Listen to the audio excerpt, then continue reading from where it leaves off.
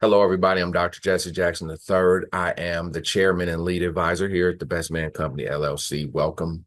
Really excited to be a part of launching our firm's Trauma Recovery Institute. And the fundamentals of our Trauma Recovery Institute is to give people ongoing online tools to be able to understand, to recognize their traumas, to be able to resolve their traumas, and to start the recovery process from their trauma. What I have found in 20 years, headed towards 20 years in business of international travel, of training professionals and students, I am noticing that trauma, deeply disturbing or distressing experience, is having a major impact on people at their job, having a major impact on students at school, and it is impeding them having the success that they want to have. In the workplace, a lot of people, their trauma will cause them to sabotage great career opportunities. For a lot of kids, their traumas will impede them taking advantage of their education. So it is one of those things where people are going to need guidance, and this is what the Trauma Recovery Institute is about. In the different videos that you're going to see, we're going to tackle specific topics in our process that allow people to get some things that you would normally get in a therapeutic environment. And here's the thing that I would want to highlight about therapy. So as a career therapist, um, one of the things that I recognized was that therapy, one part of therapy is talking to a person, okay? Sitting down, talking to somebody, which you should do because it's valuable if you get the right person. But the other part of really recovering and getting well is about uh, the education process. You know, the real therapeutic process is about being educated. The therapist is an educator, is a person that is guiding you in a way to get better. All therapeutic processes should be about helping people to get better. Trauma, deeply disturbing or distressing experiences that we experience, a lot of times it occurs as kids, but we have people that are having traumas now as adults. Always remember, if your traumas don't get managed, it turns into toxic behavior. So typically you can see people who have toxic behavior, you can see that their trauma's beating them. And it's a really sad thing to see. And this is why the Trauma Institute is here. The first thing is I want to break down so we understand once again what is trauma. So people understand. A lot of people, play around with trauma. They say PSD, and they say things like that. I want to be real serious. Post-traumatic stress syndrome, that is a very real thing of being in an environment where things have impacted you mentally and emotionally. So it's not something to play with. What is trauma? Deeply distressing or disturbing experiences. The alarming fact that I notice about trauma is that for the overwhelming majority of most of the trauma that you're going to deal with is going to come from people who were supposed to love you, right? So you're talking about 90% of that trauma is going to come from a parent, a sibling, somebody you were married to or chose to have kids with, or another family member. And it is extremely, the closer the person is, it's more hurtful and more impactful and can do the most damage. So I always ask the question, why is the hurt coming from close range? Why is the hurt coming from close range? And the hurt that comes from close range is the one that I'm seeing that's doing the most long-term permanent damage. One thing to note about trauma typically comes from the outside. Then what you start seeing when people don't learn the process of recognition and the ability to start their recovery process, they create more traumas for themselves. It's a very, very dangerous, very, very dangerous thing. We have to start recognizing trauma in our life. We cannot continue as a society, as an education community worldwide, just trying to flush traumas out as if we think you can talk to somebody and flush them out. There is a process to flushing trauma out, and it is beyond therapeutic. It is a self part. And that's what we're doing. There is a responsibility of the people, which is us, Some facts about trauma, we always hear traumas are not like physical injuries. They are injuries to the spirit, to the emotions. You know, one writer said, a wounded spirit, who can bear? A broken spirit, man, if you ever met a person with a broken spirit, you know, as in my role in 30 years in as a professional. I mean, 30 years as a professional, started my internship in college, and I was working a few short years later. And as a therapist, you know, the part that I think back to after having, you know, a very successful private practice, but I can remember how damaged was when I was running my pod in the juvenile system, just how damaged and broken the people were. The kids were when they came in. But what you start to see in certain career fields, you start to see that people that acquiesce to those career fields, you start to see that they have a lot of trauma as well. So you're talking about in certain schools, it's particularly dropout recoveries, where this is where you're working with a kid who's coming from behind. We call them the underdog. You know, where you're going in building self-esteem and confidence. Well, why is there deficits in those areas? Trauma. Traumas have to be directly approached. Trauma is a life incident that can stagnate you emotionally.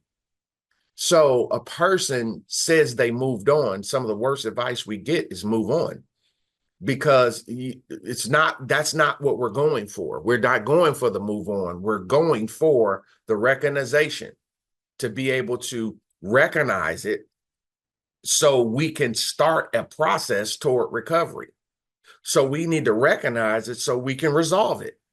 There's things that have happened to us that are not our fault. And we need to let them go and start the process of flushing that poison out of our system.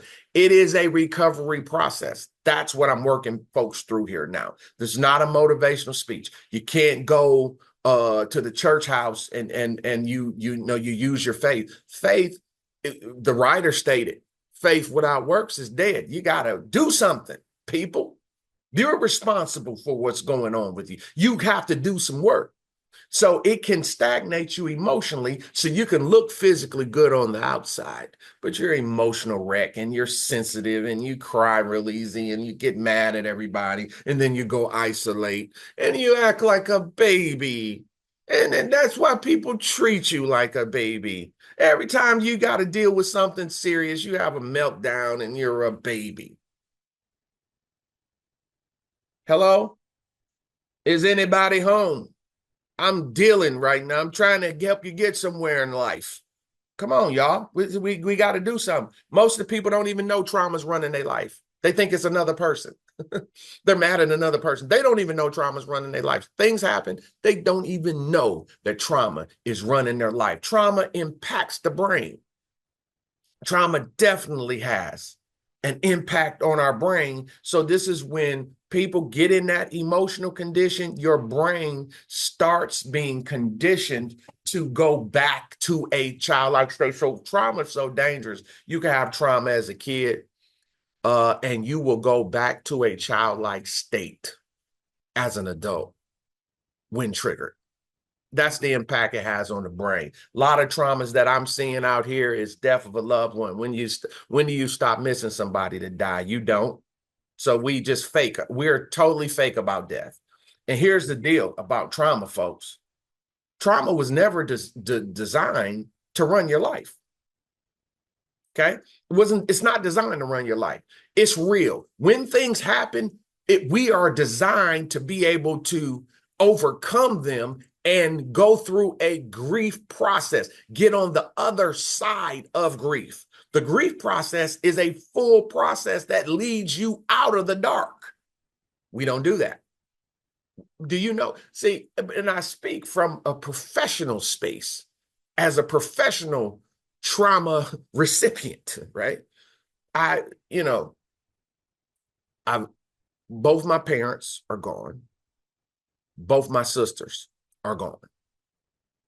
I buried my mom and oldest sister the same week.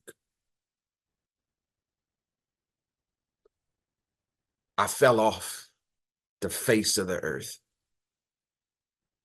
for a decade.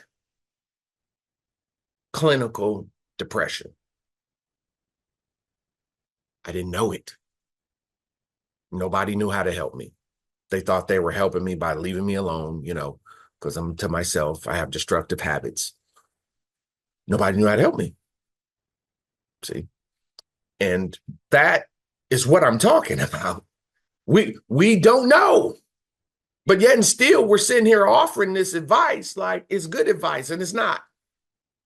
I got a friend that just lost her husband. She's about to go through a process. I've had people, and I have the I guess fortune of the fact that I went through it. And I came out on the other side, and there's things I did to come out on the other side. So I didn't get lucky. It's some things that I realized and was able to do. And that's what I'm talking to us about. When somebody dies, there is no intent for this to just ruin your life. There's no intent for your life to stay in that state of clinical dark depression for 10 years. It happened to me for 10 years. So I understand how it happened. So this is why we'll say, everybody's different. When it comes to managing grief, the process is not. Now, everybody's going to try to deal with it their way. They're going to try to deal with it their way. However, when it comes to grief, when you want to get to a healthy spot, the grief process is like science. It's done a certain way. You have to be able to confront the grief, identify that grief, and be able to deal with the pain of the grief. That's where people get stuck.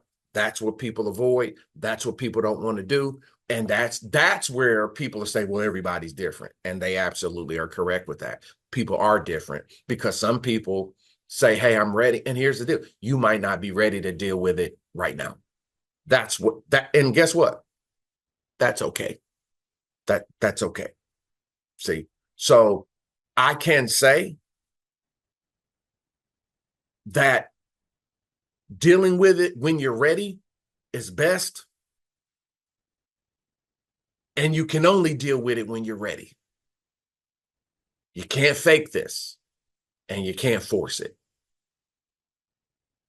And readiness is just about maturity.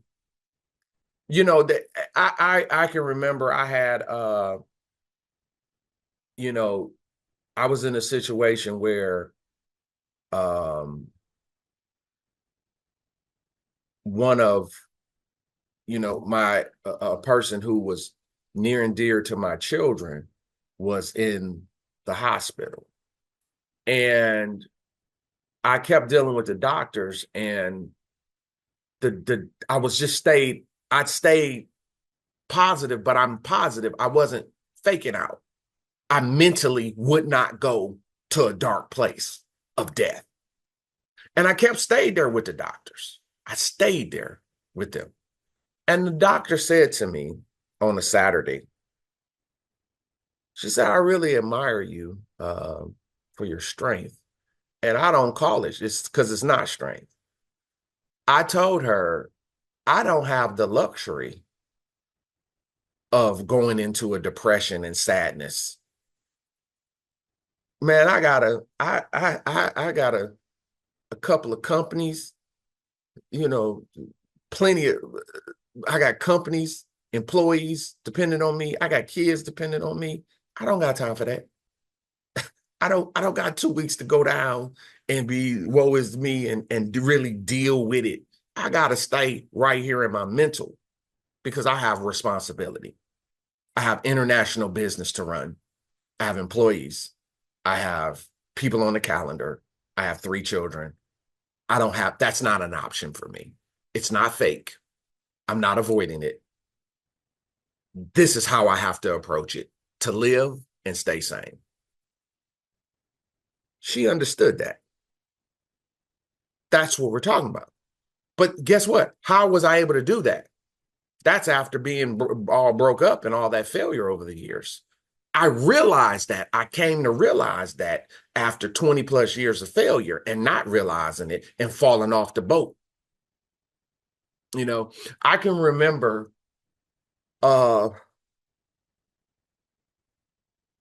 just this has just been a great journey for me working with some of my students.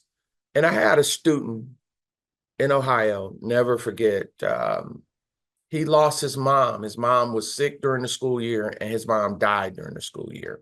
He didn't miss a day. Now, I'm able to talk to them over the course of the year. So one month I came, he said his mother was pretty sick and everything wasn't looking good. The next month I came back. The day I was there, he was there, and he said he lost his mom. Wow. But he was at school. Wow. And he just was at school. And he told me going to school saved his life. He's listening to me and he's making the correlation that I just got to follow through with the school thing and I just can't get off track. He is sad. He is down. He is broken. He lost his mom. He's a kid. He's 17. He's a kid. Okay. He's hurting really bad. But he was absolutely convinced that in his hurt, brokenness, and devastation, that school would make it better. And it blessed me that he shared that with me and said he galvanized that from listening to me and my story. And that's it. It's death. We're on our own pace. It does hit everybody different. And the whole point about when you lose people, always remember, man, they're gone. And you go through your process of managing it. The goal is for you to recover and find your strength to live. And that's the key. The deceased, the dead are gone. We're still here. And you go through the process of putting that in perspective. That's how you process grief. It's devastating. And nobody's the same with how they deal with that. And that's not what we're offering. But the process is, it has to be confronted. And that takes courage. And you can only do it when you're ready. You can't do it. If you're not ready, it'll turn out toxic. Are you listening to me? Everybody give me a thumbs up. Everybody, if you made it to this point of the video, if you heard what I said, give me a thumbs up. Give me a thumbs up. Don't give me your opinion. If you got it, give me a thumbs up. If you didn't get it, keep listening. Don't share it. No negativity or opinions with me. Give that back. Because whenever we start talking about traumas and working with people, you're really trying to save somebody's life. So that's not an opinion state. You can ask questions to get help for yourself, but you don't. This is a very, very, very serious process. It's very factual. And we have to know what to do to help people. And that's what the Trauma Institute is all about. Some other common traumas that I see is the negative divorce residuals. These are things that you get from your parents falling out, their relationship falls out, abusive relationships and things of that nature that destroy your confidence, self-esteem.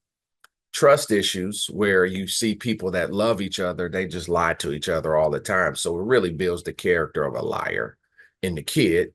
Financial hardship, food shortage, growing up with not enough, unstable housing, you move around a lot. Sexual abuse. That's what our first video is going to be about.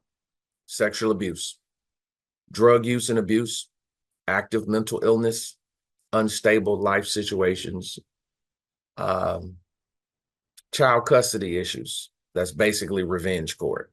Nobody got time and money to go to court. That's stupid. People that's doing that, they're trying to get back at another person, and men do it, women do it.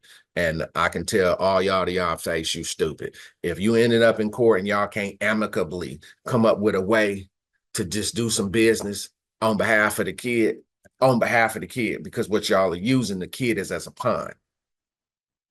And we're not talking about like divorce and we got to do stuff like that and we got to legally do. No, we're just talking about this foolishness that's going on today, this little fake parent stuff. Like I'm gonna take you to court because you got married. You got a new boyfriend. You got a new girlfriend and you went off and married her. So now I'm going to try to create legal problems and I'm going to have this person that don't know nobody in this family, don't care about me, you, or nobody, but we going to waste family money paying these ridiculous, egregious, blood-sucking attorneys. And the judge is going to feed the attorney, the guardian ad litem, the court writer, and the sheriff because you stupid and your trauma.